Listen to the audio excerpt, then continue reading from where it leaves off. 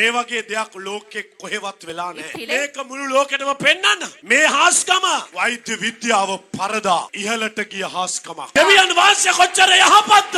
දෙවියන් වහන්සේට අනේක වාරයක් ස්තුතිවන්ත වෙනවා. මගේ දරුවට තිබ්බ අසනීපේ ලෝකයේ කිසිම බෙහෙතක් තිබුණේ නැහැ. දරුවට තියෙන මාංශ පේශී දිය වෙන රෝගයක්. රිච්වේ ළමා රෝහලට ගියාට පස්සේ අපිට කිව්වා දරුවව හොඳ කරන්න කිසිම බෙහෙතක් නැහැ කියලා ලෝකේ කොහෙවත් දැනට හොයාගෙන. ළමයාගේ ජානවර ප්‍රශ්නයක් තමයි දරුවගේ තිබුණේ. ඊට පස්සේ අපේ පෙර වාසනාවකට අනාගත වතුරුතුමා ගැන අපිට දැනගන්න ලැබුණා. අපි ඊට පස්සේ දරුවව අනාගත වතුරුතුමා ගාවට එක්කන් ආවා. දරුවා මෙතෙන්ට අරන් එනකොට 16565ට තිබුණා CPK ලෙවල් එක. ඊට පස්සේ අපි ජනවාරි මාසයේ මෙතෙන්ට එක්කන් ඇවිල්ලා අපිට කිව්වා අනාගත වතුරුතුමා අපිට රහසක් දුන්නා. අපි ඒ රහස කරා. බබාට තෙල් ආලේප කළා. සති 7ක් එක දිගට අපිට එන්න කිව්වා. අපි ඒ සති 7ත් ආවා. අපිට ගොඩාක් අනාගත වතුරුතුමා ගැන ගොඩාක් විශ්වාසයක් ඇති වෙලා තමයි අපි දෙන්න හිටියේ. ඊට පස්සේ අපි හිතුවේ නෑ මේ තරම් ඉක්මනට අපිට දරුවගේ මේ සුවයක් දකින්න ලැබෙයි කියලා. ඒ අනාගත වතුරුතුමාගෙන් ඇහුවා අපි දරුවගේ CPK ලෙවල් එක බලන්නද කියලා. 16565ට තිබුණ බබාගේ CPK ලෙවල් එක මාර්තු 31 බලද්දී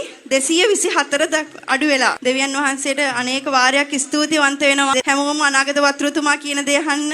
අනාගත වතුරුතුමා තමයි අපිට ජීවිතේ දුන්නේ. අපි සදාකල් ණය ගැති. මේ දරුවට වැළඳිලා තියෙන රෝගය මාංශ දිය වෙලා අවුරුද්දක් ඇතුළත මැරෙන රෝගයක්. බලාගෙන ඉද්දි මස් දිය වෙනවා. මේ රෝගෙට ප්‍රතිකාර තාම හොයාගෙන නැහැ. පිළිකාවක් හැදුනොත් කරන්ට් එක අල්ලලා තෙරපි කරලා කිමෝ දීලා කාලයක් ජීවත් කරනවා. ඒත් මාංශ දිය වෙන රෝගෙට මේ ලෝකේ බෙහෙත් නැහැ. මේ දරුවා මෙතෙන්ට එනකොට බලන්න මේ දරුවාගේ CPK ලෙවල් එක 16565යි. මේ දරුවා අවදානම් තත්වය උපරිමෙන්ම පැන්නා. ලංකාවේ ළමා රෝහල රීච්වේ එකෙන් මොකද්ද කිව්වේ? මේ දරුවා අපිට බේර ගන්න බෑ. මේ දරුවා අරගෙන යන්න. ජනවාරි මාසේ මේ අම්මයි තාත්තයි මෙතෙන්ට ආවා. ඔවුන් ඇඬු කඳුලින් මේ අල්තාරේ අවාසනාවන්ත ඉරණම මට කිව්වා. ස්වාමීන් වහන්සේ මට ඔවුන්ව සුව කරන්න කිව්වේ ඔයාලට වගේ බාරය ඔප්පු කරන්න කියන එකයි. මේක අස්වාභාවික මාස 3ක් යන තැන 16565 එම රෝහලේම එම වෛද්‍යවරයාම රිපෝට් එක දෙනවා මේ දරුවා CPK ලෙවල් එක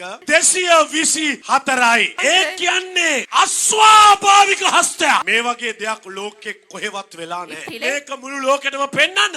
මේක පිළිකාවට වඩා භයානකයි. මේක වකවාඩු වලට වඩා භයානකයි. වකවාඩුව බද්ධ කරලා බේර ගන්න පුළුවන්. පිළිකාවකට කරන්ට් එක අල්ල කාලයක් ජීවත් කරන මේ දරුවා දැන් ඇවිදිනවා. මේ දරුවා ස්වාමින් වහන්සේ අනියම හිටගෙන යන්න සුව කරලා සාමාන්‍ය තත්ත්වයට ගෙනල්ලා බලන්නේ දරුවා අනාගත වතුරට වඳිනවා. දෙවියන් වහන්සේ කොච්චර යහපත්ද?